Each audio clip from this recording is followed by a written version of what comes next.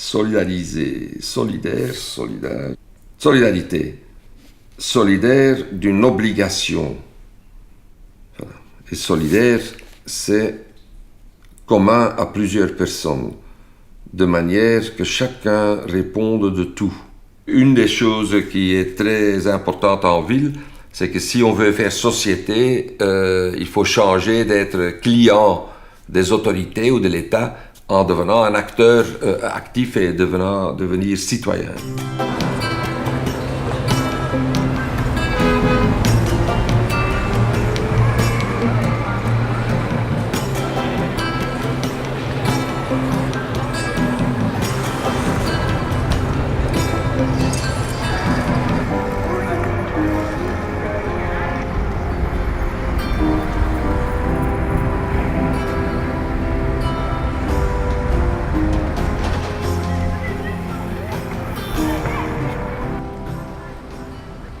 Un vrai urbain, c'est quelqu'un qui n'a pas peur de la différence.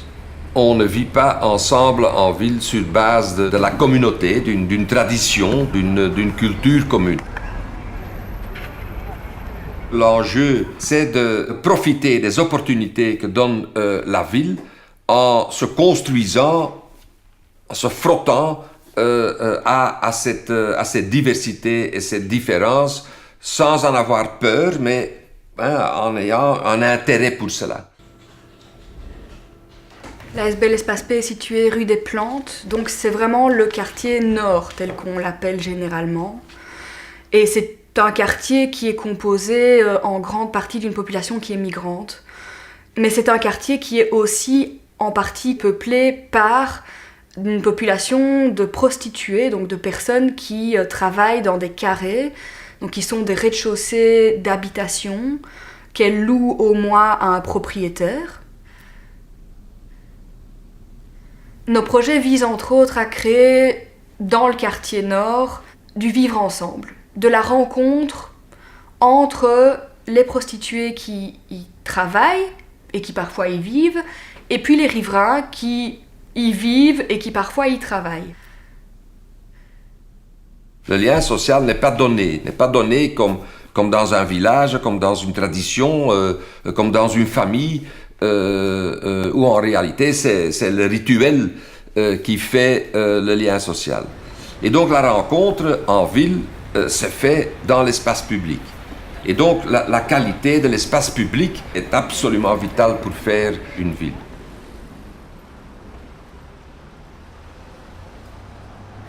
En me promenant dans la rue Linné il y a quelques jours, je suis tombée sur I Feel Love et puis Love Doesn't Exist. Donc c'est touchant parce que je trouve que ça résume bien l'état d'esprit du quartier où on trouve de l'amour, on trouve des humains et je trouve que c'est beau cette petite touche d'art et d'espoir dans une rue qui autrement n'est pas bien gaie.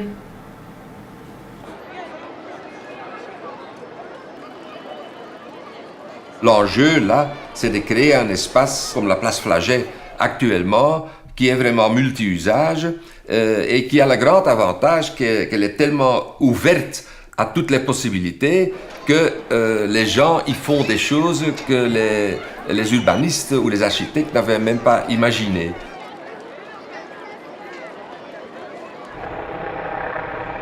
Au parvis de Molenbeek, le quartier qu'on dit marocain est maintenant le lieu où les Pakistanais viennent jouer du cricket. Et donc l'usage d'un domaine public bien fait est vraiment multiforme et donne la possibilité aux personnes en réalité de s'exprimer. Ici, c'est très particulier parce que les riverains cohabitent non seulement avec les prostituées mais aussi avec les clients, et donc c'est un petit peu compliqué parce que les personnes qui travaillent dans les carrés, souvent elles ne vivent pas dans ce quartier et elles ne se rendent pas forcément compte que de ce que leur présence peut avoir d'interpellant ou même de carrément dérangeant pour les riverains. On ne peut pas combiner tout dans tout espace. Et là où les grandes différences se frottent, la convivialité n'est pas facile à réaliser. Et là, il faut vraiment faire un effort construit pour négocier l'interface, pour négocier les possibilités de se maintenir. C'est un compromis de partager un domaine public qui est l'enjeu.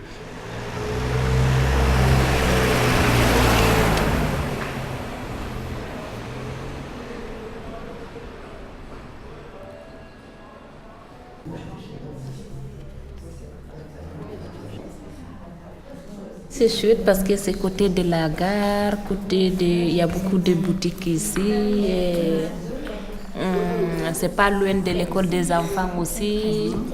Mais le quartier c'est chouette, mais c'est la nuit seulement, il y a trop de bruit. Donc c'est ça.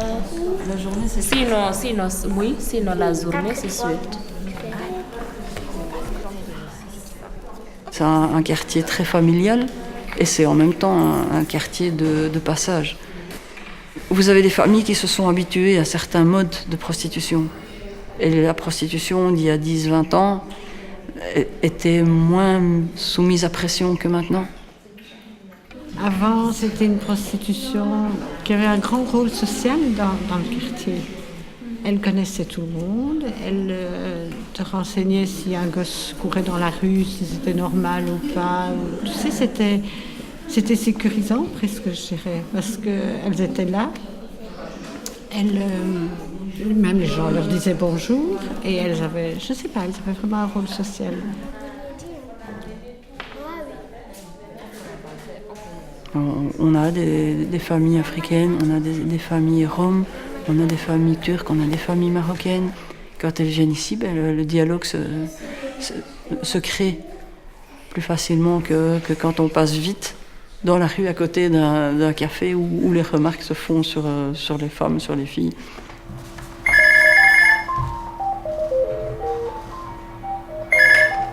Espace pas bonjour. Bonjour. Ok. Ok, est-ce que il y avait une éjaculation? Oui, je comprends tout à fait. Oui, mais voilà, vous avez le choix. Pour le traitement post-exposition, c'est comme je vous ai dit, tous les grands hôpitaux, Saint-Jean, Saint-Luc, Saint-Pierre, voilà. Dans l'imaginaire, la prostitution, c'est une activité qui est censée générer beaucoup d'argent. Ce sont des femmes qui sont censées un peu vivre élégamment, en manteau de fourrure, etc. Et ça, c'est vraiment pas représentatif de la prostitution. Ce qui est représentatif de la prostitution, ce sont des femmes qui sont là pour travailler, pour nourrir leur famille, pour envoyer des sous au pays. Et quand on en parle avec les riverains, ils disent « Oh mon Dieu, je ne savais pas, là je comprends mieux ». Il faut essayer de traverser ces peurs et de créer de la rencontre, de créer des espaces communs, des espaces de parole, des espaces d'écoute, où chacun pourra mieux cerner la réalité de l'autre.